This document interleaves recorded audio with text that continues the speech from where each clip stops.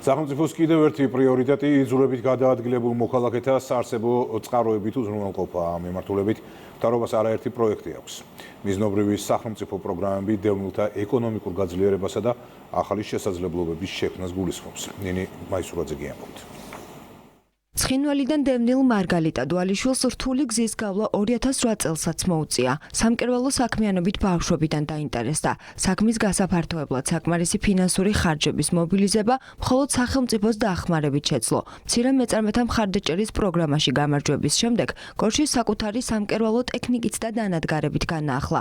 დევნილი ოჯახისთვის ეს საქმიანობა დღეს შემოსავლის ძირითადი წყაროა. გამიადვილდა შრომა და შემოსავალიც რა თქმა უნდა. გამეზარდა. Ქონდა მოძულებული მანქანები, რომლითაც უკვე ვეღარ ვმუშაობდი და დევნილთა ეკონომიკური მხარდაჭერის პროგრამამ შემიძინა ეს ორი მანქანა. საკუთარი ქორეოგრაფიული სტუდია და 150-მდე მოსწავლე. ცხინვალის რეგიონიდან დევნილმა ანი ჭამპურიძემ ქართული ხალხური ცეკვის სტუდია დევნილთა სააგენტოს პროგრამის დახმარებით საჭირო ტექნიკითა და ინვენტარით მოაწყო.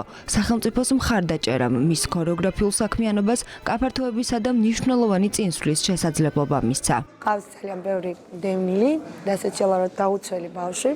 მივიღე დევნილთა სააგენტოს პროგრამაში მონაწილეობა და გადმომეცა საჭირო ნივთები. განსახლების პარალელურად მიზნობრივი სახელმწიფო პროგრამები იძულებით გადაადგილებულ პირებს პროფესიული, სამეწარმეო და სასოფლო-სამეურნეო საქმიანობის წამოწყებასა თუ გაფართოებაში მუდმივად ეხმარება. მიზანი დევნილთა ეკონომიკური გაძლიერება და მათთვის ახალი შესაძლებლობების შექმნა.